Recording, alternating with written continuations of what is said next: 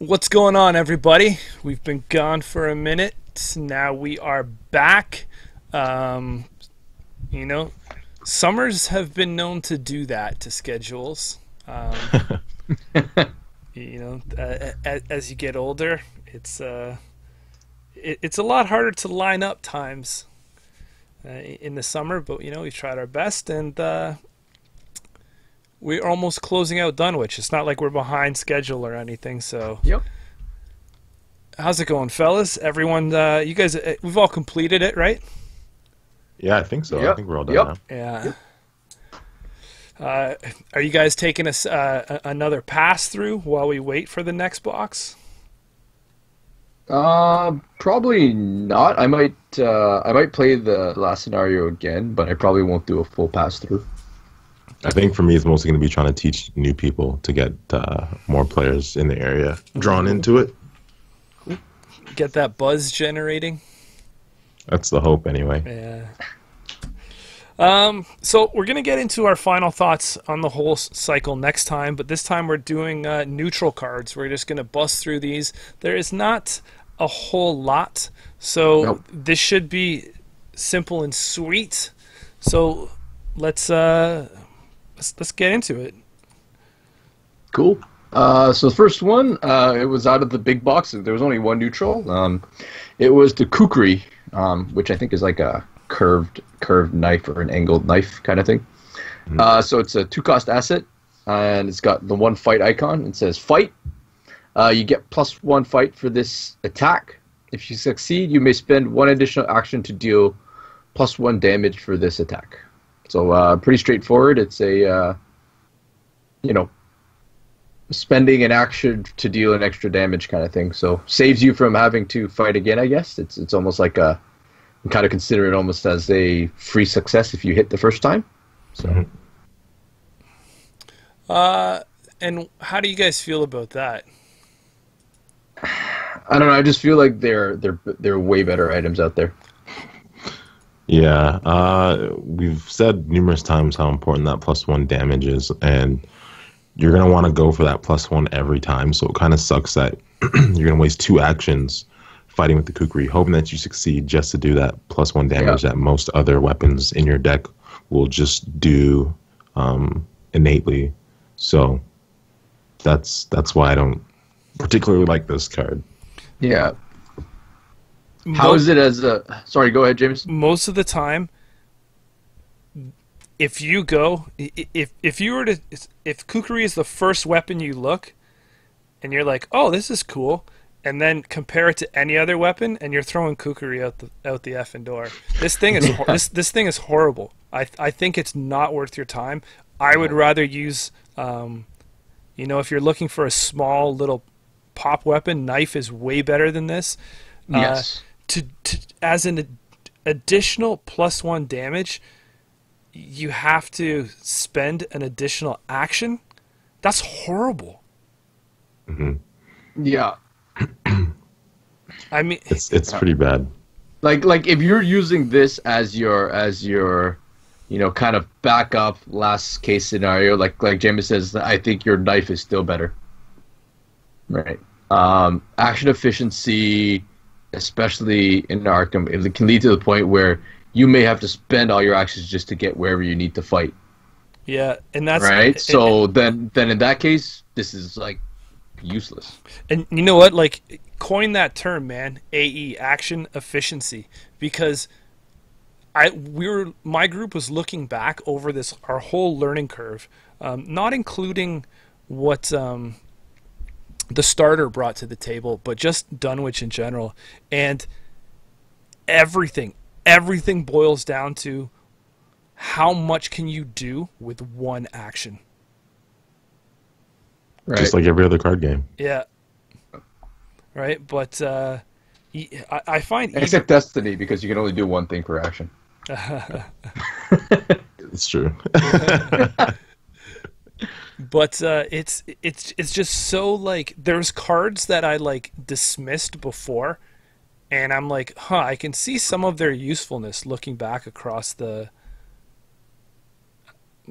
whole arc of the story. a lot of those free moves in Seeker. You know, the ability, like I was my main campaign, I was Ash Campete, and just the ability when you're investigating to get that free move off Duke was priceless. So this one here, like I would rather have a weapon that is automatically, or I'm doing damage into it, than burning it. And I wouldn't even use this in Rogue, where I have an action stacking build going on. So where I have actions to spare for that extra damage, because that's just too...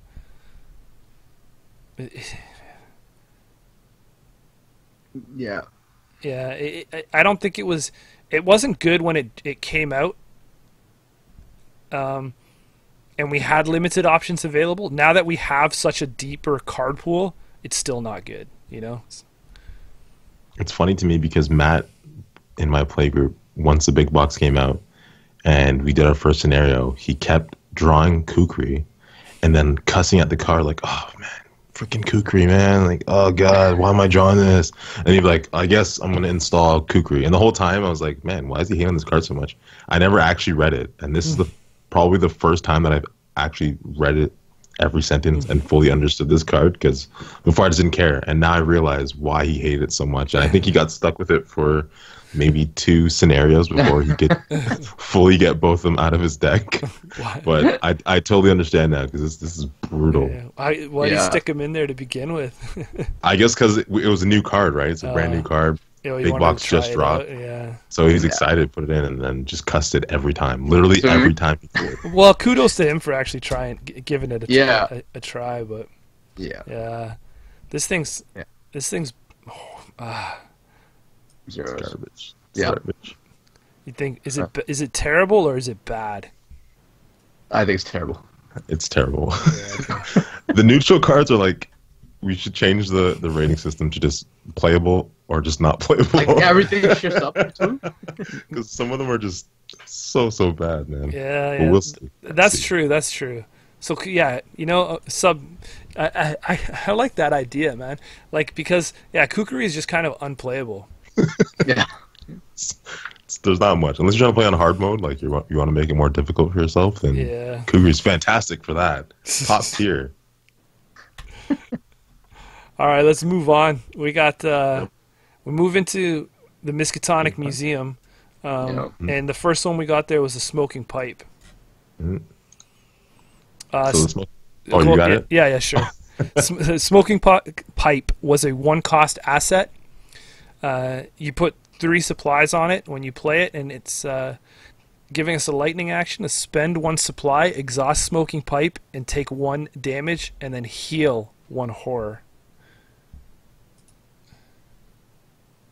Yeah.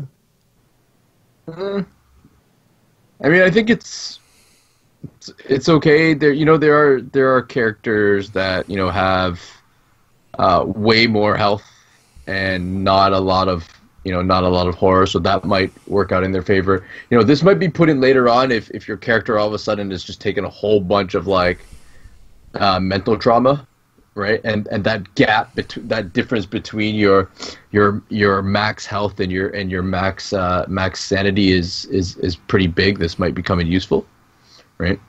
Mm-hmm. So I think it has a place. Yeah, I'm inclined to agree with you. It's not something that I'm putting in my deck to start a deck. No, I don't think so. But halfway, or into the campaign, if you need healing, this isn't so bad because it's cheap and they're they're fast effects, or they're not fast, but they're lightning. Yep. Mm-hmm. It's not not using the keyword fast is what I meant there. I think it's an okay card, and I like it thematically. It just reminds me of all the war movies and intense movies that I've watched, where a character always chirps another guy like, "Yo, why do you smoke, bro?" And then shit hits the fan, and starts getting crazy, and he just takes a cigarette and starts smoking because he's trying to calm down, and that's the only thing he can think of. And just like John said, in the middle of your campaign, things get crazy. You don't know how much trauma you have. You might need to get rid of horror very quickly, and so you spend $1. Yeah, you're gonna take some damage, but at least you can get rid of 3 right away in the same turn. perhaps. Right. So it's okay. Yeah, It's pretty average. Yeah, honestly, I'm just pretty average on it because if you need it, it's there. Yeah. It could be for the cost, getting 3 heals for the 1. I could stretch it to above average, but I mean, if you guys think that it's just pretty I think it's average. I wouldn't say it's above average. It's very situational, right? Because you are still taking that 1 damage. But it's not direct damage, so that means that you can still somehow the smoking affects your bulletproof vest and stuff like that. Oh, your I guess so. trench coat, Yeah, that's or leather true. coat. Yeah. Sorry. So it's okay. I mean, it's not going to hurt you too bad because you're probably going to have other cards in your deck that can soak up at least one of those. That's true. 1 damages. That's true. So still Your average. Your allies are just I still say average. Yeah. Average to above. Yeah. Above. Okay. Above. You want to go above? I'll say Yeah. above. Yeah, I think that's okay. Yeah. All right. Yeah, because like I said, I'm, but 2 on 1. That's cool. I'm okay just because of the cheapness. Yeah.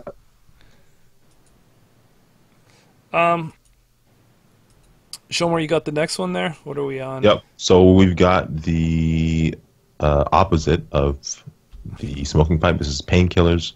Same cost, same check icons, same mana supply. Spend 1 supply, exhaust Painkillers, and take 1 horror, heal 1 damage. And sorry, I totally forgot that you can't heal 3 in 1 turn because you got to exhaust it. In regards to smoking pipe, and now this. Right. This one, however, I don't feel the same about.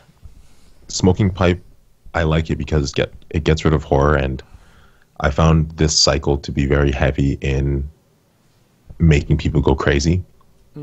So I don't know. I guess depending on the character, obviously. But I feel like in most characters outside of Mystic, you probably don't want to be just eating up horror unless you're Ash Camp Pete and you got someone like Peter Sylvester on your side. Right. But I find this card to be a lot more situational than the smoking pipe is, just because of, like I said, how horror heavy this cycle has been. I found that I've used Painkillers more than I've used smoking pipe. I think it combos better in the like styles like Agnes. You know, where you take a horror, you're also dealing damage, and then I can heal. Yeah, it's a free damage dealt for Agnes. Yeah. For a hit. Yeah, And- for Agnes, which is always pretty good, right? Like, you know, we've always said, you know, damage that doesn't cost you actions is really good.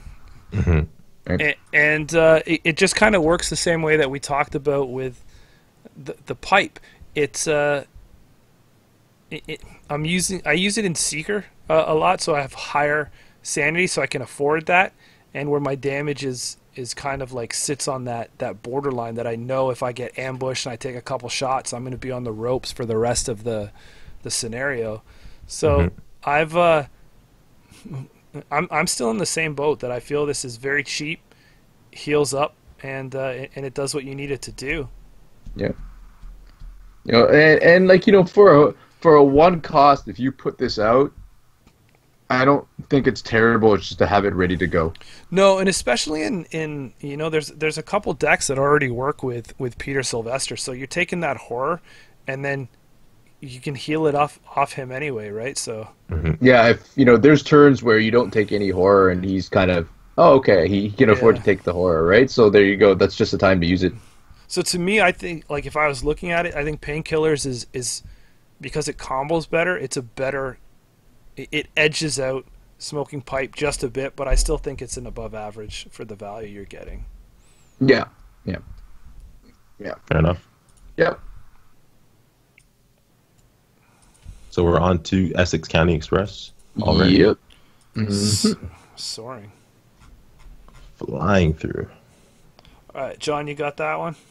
Yeah. So this is a Relic Hunter. It's got no cost. It's a permanent, so therefore you only need to take the 1. And it starts in play at the start of the game. It does cost you 3 XP though. Yeah. So this is an upgraded card. Yep. Exactly. And you have 1 additional accessory slot. So this we're talking about like the necklace slot. Yeah, Right. I find this very blasé. There wasn't a lot of times in characters that I've played through where I'm like, man, I really wish I had another accessory slot. Yeah. Like, there's some good accessories, like no doubt about it. Like But police badge. but that being said, like I've never been like, I'm frozen here because I can't get all my good accessories on the table. I think this is just something that just has. I think this fits in the template of they gave, hey, we're gonna give you another, like you'll see with charisma, another ally slot. We'll give you another accessory slot. We'll give you Right. something And else. slot Yeah, for right. So. weapons. I think they made it just because it was an easy, pattern to follow. But I don't Right. think that it wasn't anything like awesome to me. No. No. The only thing I can see useful is if somehow, you're playing a character that's taken some pretty bad, mental trauma, and you decide to run, like the Elder Sign amulet to boost your sanity, and then that's costing you, the slot for whatever other piece of accessory you wanted to run, which, usually I think most of the accessories are usually, or the useful ones are usually out of, like you said, more of the seeker class, mystic class. Like I said, besides police badge, right? Police badge is I think we said was pretty good. But yeah, it's very limited in that case. I don't there's not often where that becomes the case where you need to.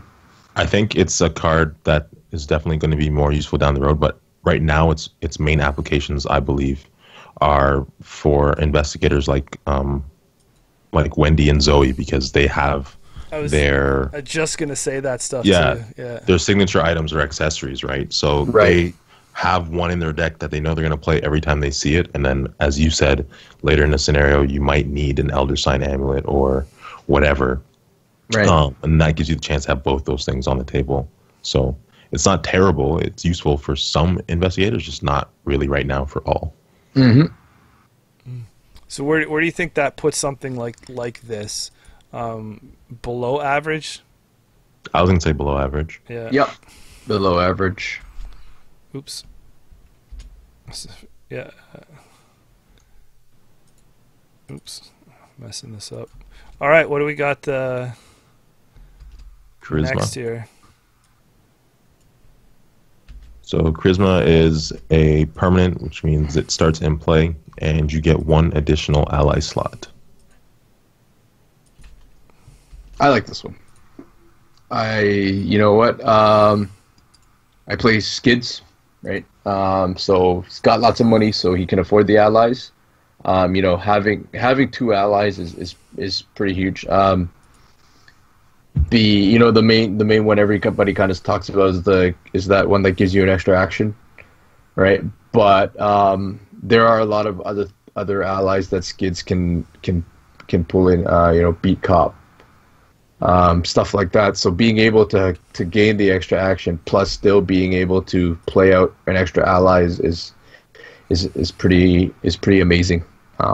There are definitely more useful allies than there are useful accessories, for sure. Right. I totally agree with that. I would say that that this card for me is rated good. And I don't know if I can move it to great, but I'm straddling the line here, just because I think it's going to be based off of we're seeing dominant a couple factions have very dominant allies that you want. Peter Sylvester. You got the upgraded beat cop. Yeah. Yeah. Right. You got the lion in Rogue giving you those extra actions and stuff. Yeah. You're gonna want to see those guys, but there's also along the road you're getting story assets. It's these story characters that are added to your deck that give you kind of a unique ability along the way that are free. free to add. They don't count towards your deck limit. So getting these one-off abilities and stuff as the game progresses is good, and I think charisma really helps you get that. And then, as you know, it also works in stuff like Seeker, where you have a bunch of, maybe mediocre allies, but these allies are also absorbing damage. Right. So you're able to drop one or two meat shields out, for lack of a better term, and not just have your main guy, because if you got Dr. Christopher out and you're gaining a resource every time you successfully investigate, well, I don't want to stack damage on him because I want him, but now I have another slot that I can put another ally out, and they can take a little bit. I can spread some over here. I can spread some over here back onto me direct.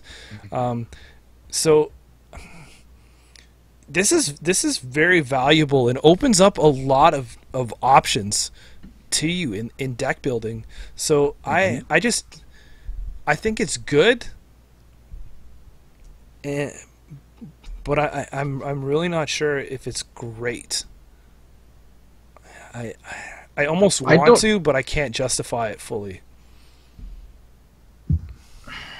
I mean, something to add to that, it also, we've also seen a few times in this scenario, or in the scenarios that we've played, where it's like you lose an ally, pick an ally to discard, that kind of thing, right? Mm-hmm. So if you only have room for one ally, and that ally is, Leo DeLuca or something, you're forced to throw him, right? Mm-hmm. Being able to put Leo out and something cheaper, just to not only, like James said, soak up damage, but also keep another, as a human sacrifice, so to speak, when some of these things come up where you're forced to discard an ally, you can discard the cheaper one and keep your more useful one around, right? 100%. I guess the question is, why is it not great? Because it doesn't do anything by itself. No, I'm just playing. I think it's a great card. Yeah? I think it's a great card. It has applications for every and anybody. And, what I found in playing is that all the story assets get divvied out, and then you're trying to figure out who's going to take this one. And one guy's like, well, I already got Leo, and I got, this dude, and I don't really want to get this next guy because whatever. And now you can give it to somebody else who can just spend the money, get charisma, and they've got 2 slots now as well. I bought it. I was the only person in my group that bought it, and I never at any point in our entire campaign had 2 allies out. But the fact that I could have... Yeah, in their face. And I just had shitty draws all the time and never actually saw Peter Sylvester plus that scenario ally. Yeah. Even still, it was nice to have. Yeah, because the one-offs... Did you use this, Jimmy? I did. Okay. I used it not for my primary, but the second time around, I knew it was... Because I knew it was coming, I was able to divvy my experience better when I was saving up for it. I kind of got experience locked, where before this came out, I was like spending everything. Right. So then there was other cards that were coming out in Ashcan that I wanted to put in, and I didn't really have enough left over to put this in. So this time I was able to balance it better. But okay, so here's the tipping point. Everything you guys said, and because it's a permanent, definitely great. So that's the marker for me. I mean, you don't even have to you're starting with this in play, so right away. Yeah. I also did not get to use this, even though my starting hand was I had this out. I had emergency cash and 2 beat cops, so I got this out, and then by the second turn they were both kidnapped and stuffed in bags. Oh yeah, I remember you saying that. That's just super unlucky, man.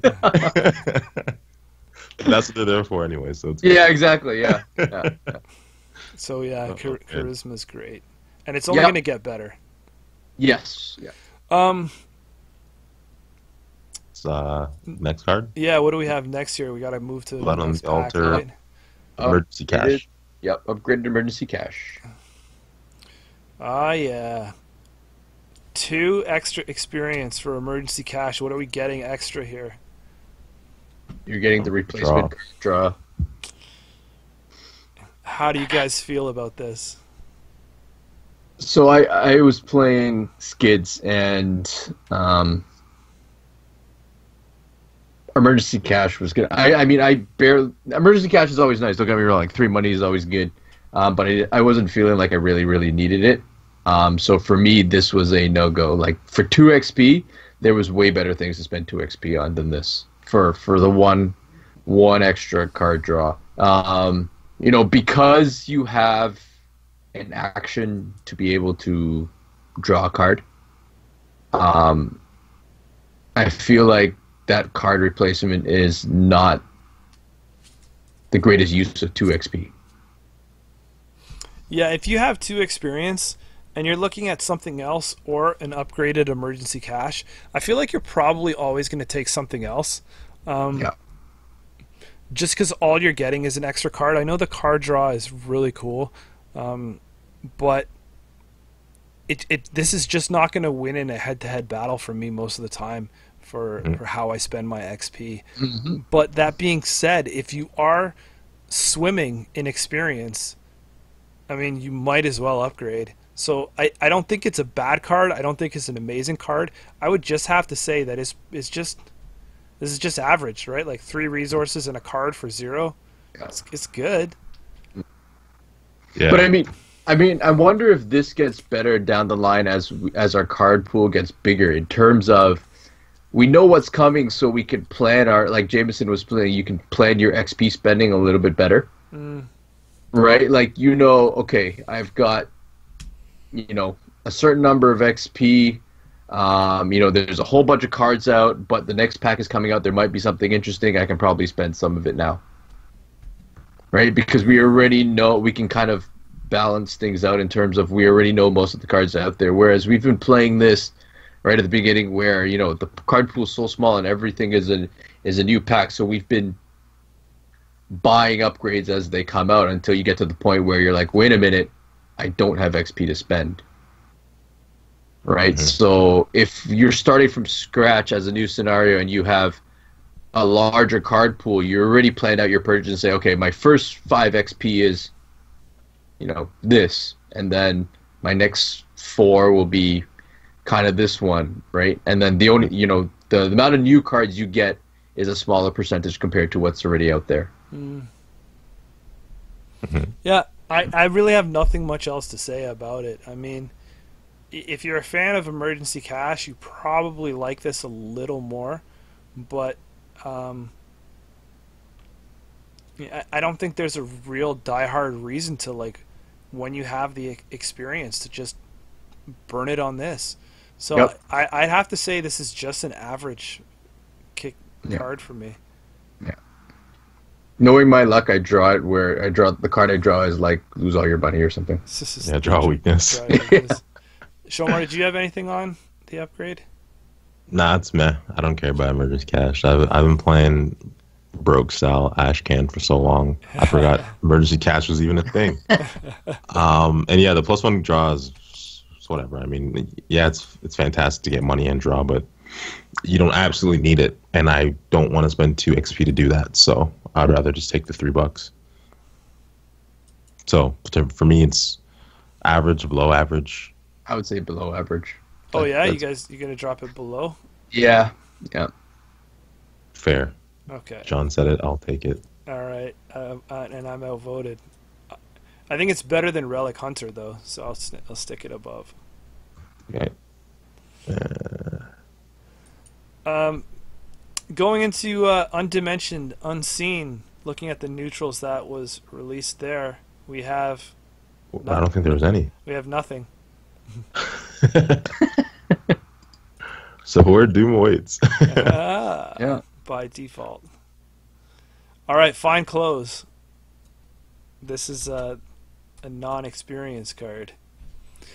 Find Clothes is a 1-cost asset,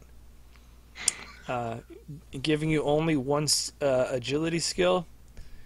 Item, clothing, reduce the difficulty of skill tests you perform during parlay actions by 2, giving you +1/+1 on your stat line for health and sanity. Oh my god! I just gotta do a quick check here. How many times has parlay been in, in the campaign? Is it? I mean, I guess it's in like scenario 2 or whatever of the core set. But then, other than that, and maybe one of the side campaigns, like Rougarou, maybe, probably Rougarou. Was it Rougarou? And maybe even in Carnival. I think it was in Carnival. Was it? You had to parlay. So like, are you really gonna put this in your deck? No one. Okay, here's the thing. No one's gonna put it in their deck without having already played through everything to know which scenarios have parlays in it. And even the ones that do, are you really worried about getting a +2? I mean, it gives you a damage and a sanity. I guess. I mean, if you guys are really doing the role play aspect and you just want to talk about how dapper your character looks as he's going through, then fine. But if you're playing this game to win and not so much the RPG part, right, then you don't need fine clothes. Like, I don't know what they're trying with this one. It's interesting. It's interesting, but it's not playable. Yeah. It's a waste of a slot. Yeah. So the only one is the Mob Enforcer, which also has parlay, but it's just pay for resources and he goes away. So it doesn't help there, even though there's a parlay, but it doesn't help. I would have liked if this was more based off of the leather coat template, where just give me 2 on one side or the other. Give me 2 damage or 2 sanity protection, so at least I can. At least it's not as soon as I put something on it, this is done. Right. At least let it absorb and still let me sit out there and do something. Yeah. Do something, right? But I mean, it's just a weird ass design. And like, how is it that you can pitch it for agility in dress clothes? You cannot do anything. Unless you rip the seam of your pants. Like, come on. Yeah. That's just bad design all around. Not a fan. There is. You know what? Can I just? This is gonna be so weird. This is so pretty much off topic, but that line segues it. I'm excited now. I don't know if you guys watch The Amazing Race Canada. But it's just so funny that you say, what can you do in fine clothes anyway? Because those people showed up to run the race in full-out suits. and they were gone the first episode. So I don't know. And I apologize if those people are fans of the show and are watching. But I just thought it was pimp at first. But I'm like, wow, what are you going to do in fine clothes, Why would you do man? that? Yeah. What are you gonna do? Case in point. Yeah. Oh man. So is that John? Yeah. John, you did a scrub and parlay is. Yeah, so you're looking at 1, 2, 3, 4, 5. There's 9 encounter cards throughout. All the scenarios. That includes includes the Carnival of Horror side quest that has parlay actions. One of them is just a straight pay to go away. So there's actually, it is only used, actually 2 of them are. So there's only 7 times where parlay actually comes up.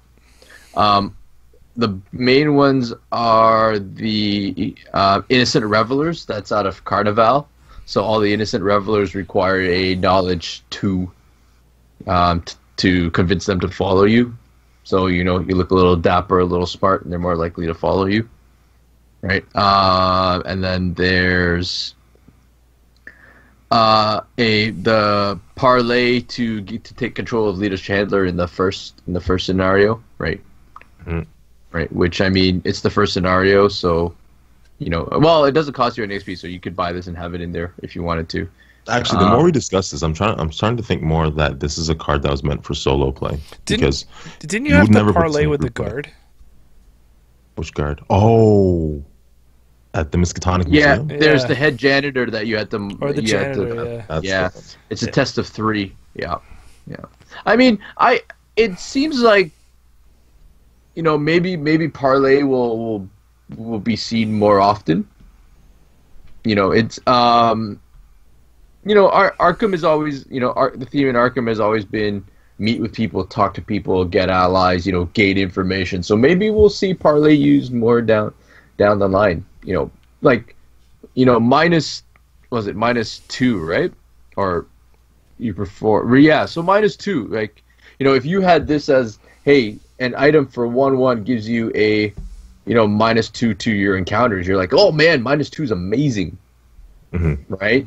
So, you know, maybe we'll see more parlay actions in the future, and all of a sudden this becomes -2. Whoa, all these parlays. Wow, that's really good. Yeah, but if it's in group play and you're the only person with fine clothes and you're worried about running everywhere to parlay. Excuse me, guys. I am the only out of one the way. I got front of the line. You know what? My prediction is that I feel that I feel like parlay and something like this, I'm really going to keep my eye on it for the next campaign, because the next campaign we already see that it talks about you know, going to the theater, and it's like this troupe is performing the King in Yellow play, and there might be more interaction with the actors and different people and things like that. So this, from a thematic perspective, this one might be something that you're gonna want, you know, going forward. But right now, evaluating everything that we have seen, it's just not, it's not taking the cake right now. I mean, even as there's not really a lot of body slots stuff, right? But what there is, it's better. I'd rather have leather jacket than this. I'm curious though if you'll start seeing thematic clothes that will be for specific things. It's almost, I almost think of it like you know, was it like Hitman, where, you know, you take somebody out and you change the clothes to get through, I don't know, whatever, the palace somewhere or something like that. I'm just wondering if you might start seeing stuff like that. Ninja suits that increase your agility by 4. Jumpsuit. So I don't know, man. I mean, I don't want to do it, but right now, it had no bearing on anything, and I just have to say that it's probably, I don't want to say terrible, but to me it sits as bad right now. Yep. Agreed. All right, what's the not the last one, but the last one for this pack, right? Moment of Respite, which is a 3-cost event, costs 3 XP to buy, gives you 2 willpower and a check. It's an event. Play only if there are no enemies at your location. Heal 3 horror and draw 1 card.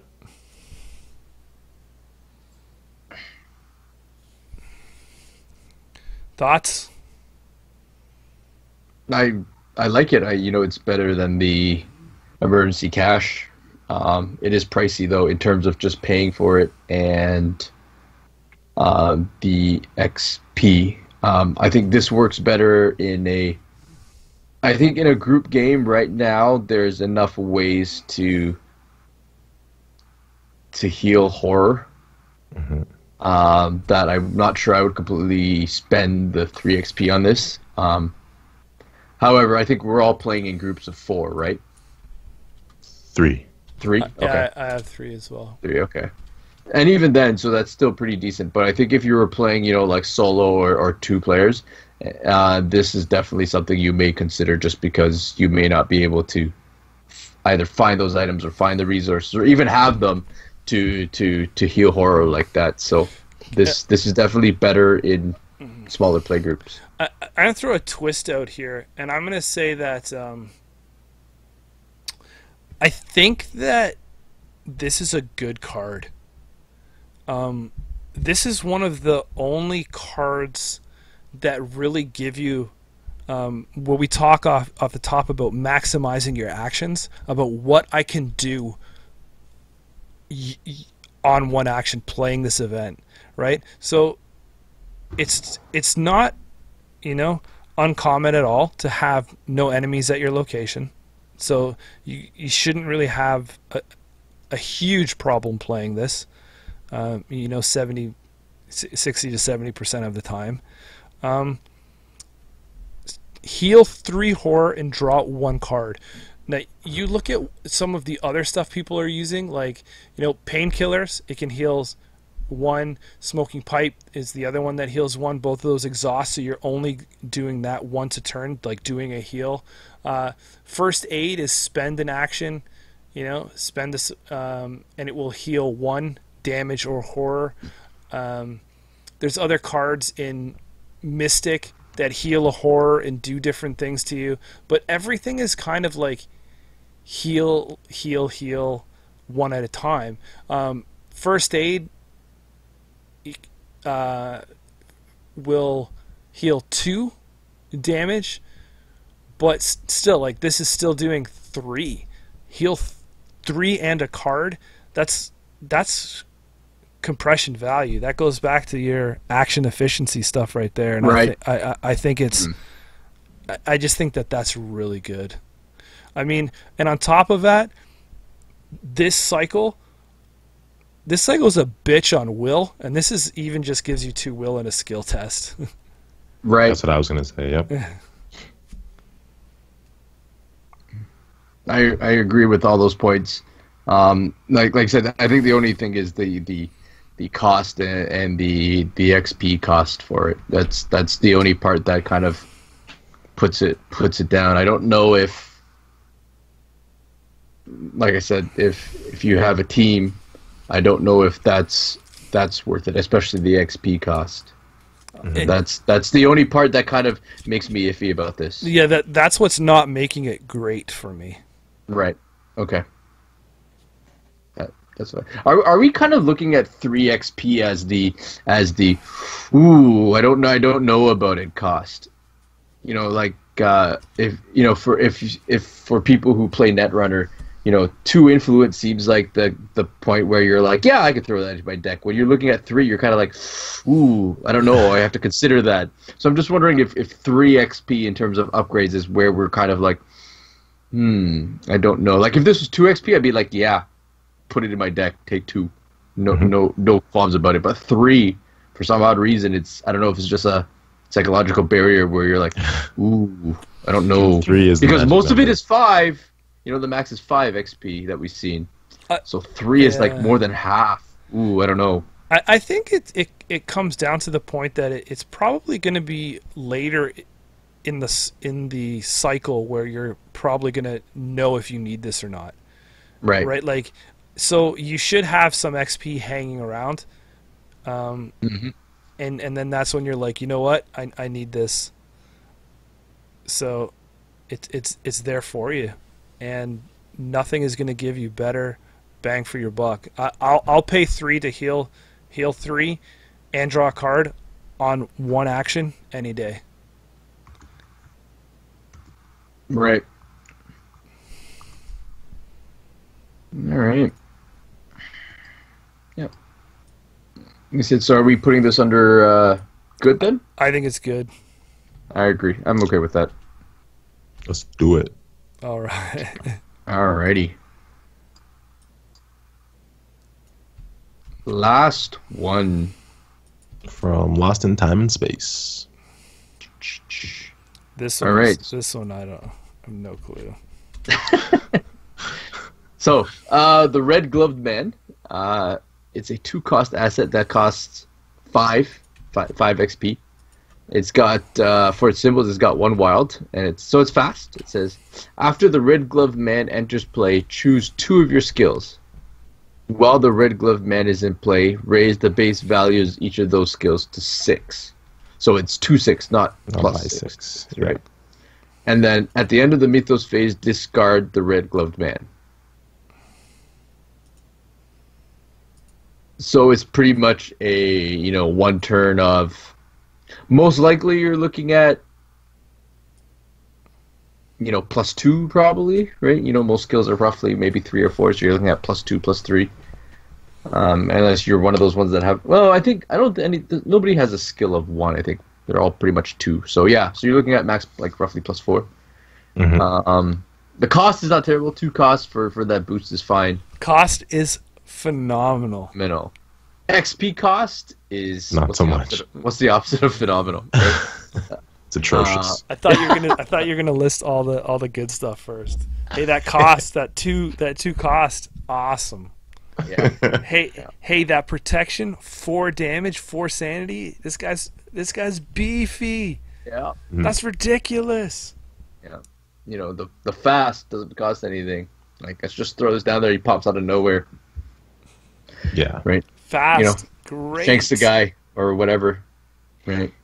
So he is really good. Yeah, just pops in at any time. Yeah. Boom. Plus 2 to my stats. Wow. Or 6. Sorry. Yeah. Right. I think that I like it because even though the 6 isn't the greatest, in situations when you're staring at a massive monster, I don't mean massive keyword, just mean like something very beefy. Yeah. And it's about to slap you, or you know that you're engaged with it and your allies are going to try to slap it. It could potentially miss. And you might have to take some damage. He's going to soak up all that stuff for you. And while doing that, he's also going to be giving that little boost. I was saying to you guys before our last stream that he was like Gandalf from Lord of the Rings, where he pops in for one turn, does some stuff, and then he's like, "Peace out, guys," and just leaves. You shall not pass. And we just talked about charisma and how anybody could use it. And now this is a reason why people will buy charisma maybe early in the campaign. If you got that 5 XP sitting around, which usually you don't, but you just might be able to buy the Red Glove Man. I bought him at the end of our scenario just because I had 5 laying around. Didn't get to use them, but it would have been nice. I'm not saying that he's a great card. I just really like everything on him, really, aside from the text, other than fast. Like the 4 health, 4 sanity, he comes in for 2, and he's fast. I could care less what the card actually reads, because you know that you're going to use him in like those last ditch efforts to get stuff done. So it doesn't matter to me that he's leaving. I like everything, just like you, Shomar. I like everything about this card except the 5 XP.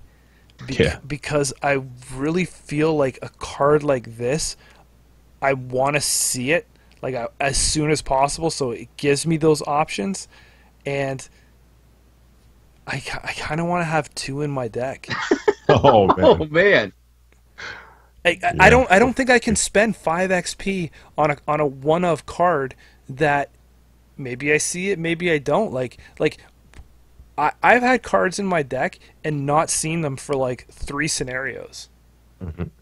And I don't want to spend 5 experience, put this card in, and not see it for 3 scenarios. You know? Mm-hmm. And when it does show up, I'm like, you know what though, buddy? I got this anyway. These are easy tests. I'm right at the end here. Yeah. And I think the other issue is, so he's an ally, right? Normally say you spend XP to get an ally that you really like. You find him. I pull Beat Cop. I'm like, man, Beat Cop is really good. But I don't need him right now. But you know what? I've got money to spend. I'm going to put him in. Right? You know what? He's ready to go. He's there for me. When I need him, I'll use him. If he has to take some damage, he takes some damage. The Red Glove Man, because he comes in and goes away, I have to hold him in my hand till the opportune moment. Even though you can use them instantly, it's still an opportune moment. Mm-hmm. And how many times have we seen stuff get pulled out of our hands and go discard? Goodbye. See you later, right? So now I've paid 5 XP for 1 copy of this to find it, and then I may lose him before I even get a chance to play him. Right? If it was something like where he came into play and once you used the ability he went away, that would be huge. That would be amazing, right? But in this case, like Jamin said, you pay the 5, you get the 1 copy, you got to find it, you got to find the time to play it. Even though there's lots of times, you don't want to waste the boost to your skills on something you don't really need, right? Oh, you know what? My investigation is kind of need these clues. not really, but it'd be nice if I had it now. I'm not blowing this guy on this. I'm blowing it when, oh man, I need to pass this check to kill this guy, or something like that, you know. But I could have it pulled out of my hand even before I even get a chance to. So that kind of makes me iffy about it. You want to see me flip a table quick? Let me have Red Glove Man in my hand. And what's that treachery card that name a category, asset, skill? Oh. you know what I mean? What's that one called? Oh, I can't even remember. I hate that card so much. Yeah, and someone's gonna be like, and then because it's the peril, right? It's the peril, so they can't say anything, right? I don't have any assets, so I'm gonna name assets, and I'm just like, fuck. There goes 5 XP, right? And I haven't seen that card for three scenarios. Yeah. Or you know, not that it would ever happen, but I think a cool maybe situation with this is that you really need it. You know you have it in your deck, and then someone is looking to pass a must pass check, and hopefully that person maybe can flare it out of your deck. Right. You know, to give them the bonus. I don't know. I think this is a card that I want to play with more. I'm really intrigued about this card. I think there's some good things that can go with this one. If I have enough XP next time through going forward, I think this is a card that I'm going to be looking to try and throw in my deck. But I'm just worried that like the value you get back for how often you can see like one copy of it. Yeah.